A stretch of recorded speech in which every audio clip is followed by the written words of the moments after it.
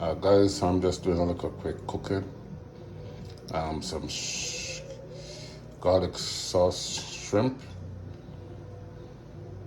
So this is my garlic chopped and minced. My shrimp, it's cooked.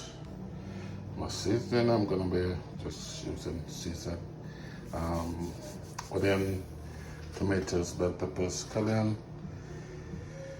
pepper, thyme, also my Laurie's black pepper, and my body, and there's my butter over there.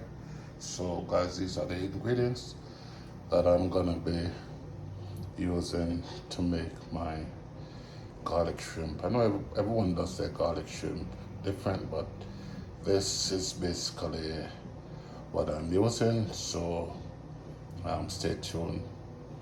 We're gonna get the process started.